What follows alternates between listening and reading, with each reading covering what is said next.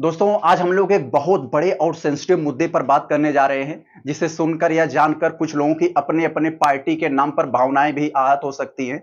तो आपसे यही गुजारिश है कि आप अपने अपने भावनाओं को थोड़ा सा नियंत्रित होकर सोचिएगा, बैलेंस होकर सोचिएगा। जी हाँ, हम बात करने जा रहे हैं समाजवादी पार्टी के पूर्व विधायक पूजा पाल पर। हालांकि वो अभी भी विधायक ही हैं समाजवादी पार्टी के सिंबल पर, लेकिन समाजवादी पार्टी ने उनको बाहर का रास्ता दिखा दिया। इसलिए अब वो समाजवादी पार्टी की जो है औपचारिक रूप से वो सदस्य नहीं रह गई है, जो इस समय उत्तर प्रदेश के साथ साथ पूरे देश में इस समय चर्चा में है। लोग दोस्तों इस समय एक दूसरे पर ऐसा हमला बोल रहे हैं, समाजवादी पार्टी और भाजपा के लोग कह रहे हैं कि भाई एक महिला ने योगी जी की तारीफ क्या कर दी। समाजवादी पार्टी और अखिलेश यादव ने उनको बाहर का रास्ता दिखा दिया। वही समाजवादी पार्टी वाले उनको गद्दारी का आरोप लगा रहे हैं। तो सारे इश्यूज को समझेंगे, पूजा पाल की एक एक स्टोरी आपके सामने रखेंगे। इस स्टोरी में दोस्तों ट्रेजेडी भी है, ड्रामा भी है, इमोशंस भी है, और आप देखेंगे पूरा वीडियो को देखिएगा, आपको ए टू जेड समझ में आ जाएगा आखिर पूजा पाल का असली चेहरा क्या है। तो दोस्तों चलते हैं, हम लोग शुरू करते हैं, वीडियो को लास्ट तक जरूर देखिएगा। तो दोस्तों हम लोग सबसे पहले समझते हैं पूजा पाल की पृष्ठभूमि और त्रादसी के बारे में। पूजा पाल का जन्म प्रयागराज में एक साधारण परिवार में हुआ। उनके पिता साइकिल पंक्चर की दुकान चलाते थे और आर्थिक तंगी के कारण पूजा ने एक निजी अस्पताल में नौकरी शुरू की। यहीं उनकी मुलाकात राजू पाल से हुई, जो बाद में बसपा यानी बीएसपी के विधायक बने। राजू और पूजा के बीच प्रेम हुआ और 15 जनवरी 2005 को दोनों में शादी हुई। लेकिन मात्र 9-10 दिन बाद ही 25 जनवरी 2005 को राजू पाल की प्रयागराज में दिन दहाड़े गोली मारकर हत्या कर दी गई। इस हत्याकांड में माफिया अतीक अहमद और उसके भाई अशरफ पर आरोप लगाया गया। राजू पाल की हत्या की वजह राजनीतिक प्रतिद्वंद्विता थी। 2004 में राजू ने इलाहाबाद के पश्चिमी सीट से उपचुनाव में अतीक अहमद के भाई अशरफ को हराया था, जिससे अतीक का सियासी दबदबा कमजोर हुआ। इस हार को अपमान मानकर अतीक ने कथित तौर पर राजू की हत्या करवाई। इस घटना ने पूजा पाल की जिंदगी को पूरी तरीके से बदल दिया। हालांकि सपा विधायक पूजा पाल ने दूसरी शादी कर ली है। उनके दूसरे पति का नाम ब्रिजेश वर्मा है। जैसा कि उन्होंने 2022 के उत्तर प्रदेश विधानसभा चुनाव के दौरान चायल सीट से नामांकन के समय दाखिल हलफनामे में उल्लेख किया था। इसके अलावा सोशल मीडिया पर भी उनकी दूसरी शादी की चर्चा हुई है, जिससे लोगों ने इस बात का जिक्र किया है कि उन्होंने 2018 में ब्रिजेश वर्मा से शादी की थी। हालांकि पूजा पाल ने इस मामले में खुलकर बात करने से इनकार किया, लेकिन हलफनामों में यह जानकारी सार्वजनिक हो गई। समझते हैं कि आखिर पूजा पाल की राजनीतिक सफर की शुरुआत कैसे हुई, जरा नजर डालते हैं। पति की हत्या के बाद पूजा पाल ने डरने की बजाय उनके अधूरे मिशन को आगे बढ़ाने का फैसला किया।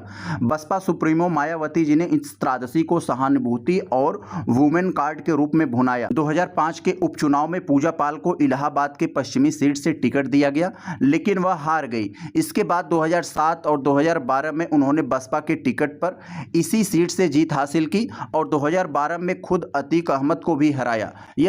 हालांकि 2017 में बीजेपी की लहर में पूजा पाल हार गई और 2018 में एक विवादित वीडियो के बाद मायावती जी ने उन्हें बसपा से निष्कासित कर दिया। इसके बाद 2019 में पूजा पाल ने समाजवादी पार्टी ज्वाइन की और 2022 में कौशाम्बी की चायल सीट से सपा के टिकट पर विधायक चुनी गई। अब दोस्तों हम लोग देखते हैं आखिर समाजवादी पार्टी ने इनको कैसे निष्कासन किया, इसका क्या विवाद है। 14 अगस्त 2025 को सपा ने पूजा पाल को पार्टी विरोधी गतिविधियों के आरोप में निष्कासित कर दिया। इसका मुख्य कारण उनकी यूपी विधानसभा में मुख्यमंत्री योगी आदित्यनाथ की तारीफ करना। पूजा पाल ने सदन में कहा कि जिसने मेरे सिंदूर को मिटाया उसे योगी सरकार ने मिट्टी में मिला दिया। मेरी शादी को 9 दिन हुए थे और मेरे पति की हत्या कर दी गई। सीएम योगी मेरे आंसुओं को सुना। यह बयान अतीक अहमद और उसके भाई अशरफ के खिलाफ योगी सरकार की जीरो टॉलरेंस नीति और उसके खात्मे की तारीफ में था। इसके अलावा पूजा ने 2024 के राज्यसभा चुनाव में सपा के खिलाफ क्रॉस वोटिंग करके बीजेपी को समर्थन दिया, जिसे सपा के नेतृत्व पहले से ही उनसे नाराज था। इसके बाद उन्होंने फूलपुर लोकसभा उपचुनाव में बीजेपी उम्मीदवार के लिए प्रचार भी किया था। अब दोस्तों हम लोग देखते हैं बीजेपी से नज़दीकी और सियासी रणनीति क्या है, जरा इस चक्कर को समझते हैं।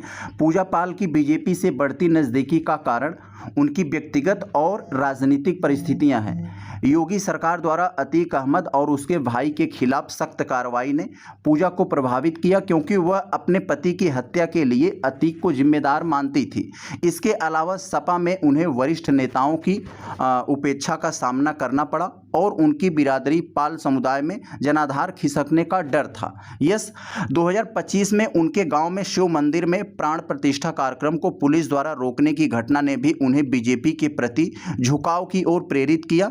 बाद में उप मुख्यमंत्री यानी डिप्टी सीएम केशव प्रसाद मौर्य ने इस कार्यक्रम में हिस्सा लिया, जिससे पूजा पाल का बीजेपी से जुड़ाव और मजबूत हुआ। यस, तो जरा हम लोग समझते हैं कि वर्तमान स्थिति और इसका भविष्य में क्या अनुमान लगाए जा रहे हैं होने का जरा समझते हैं। सपा से निष्कासित होने के बाद पूजा पाल ने बीजेपी में शामिल होने की अटकलों को खारिज किया, लेकिन राजनीतिक विश्लेषक मानते हैं कि उनका अगला कदम यूपी की सियासत में बड़ा बदलाव ला सकता है।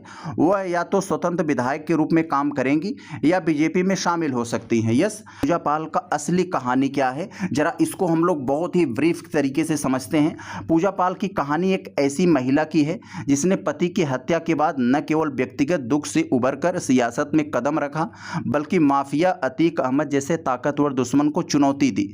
उनकी राजनीतिक यात्रा बसपा से शुरू होकर सपा तक पहुंची, लेकिन उनकी विचारधारा और परिस्थितियां अब बीजेपी के करीब नजर आती हैं। यह कहानी दर्शाती है कि कैसे उत्तर प्रदेश की राजनीति में व्यक्तिगत त्रासदी, सहानुभूति और सियासी गणित एक दूसरे से जुड़े हुए हैं। अब दोस्तों लास्ट में जरा हम इस मुद्दे का एक कंक्लूजन समझते हैं। पूजा पाल की कहानी न केवल एक विधायक की है, बल्कि यह यूपी की उस सियासत की है जो उजागर करती है कि जहां दर्द और सहानुभूति को वोट बैंक में बदला जा सकता है। तो दोस्तों देखा आप लोगों ने, ग्रोक एआई के माध्यम से हमने आपको कितने सरल, सटीक और प्रामाणिक तरीके से बताया, जो इस समय यूपी के साथ साथ पूरे भारत में इस इशू को उठाया जा रहा है।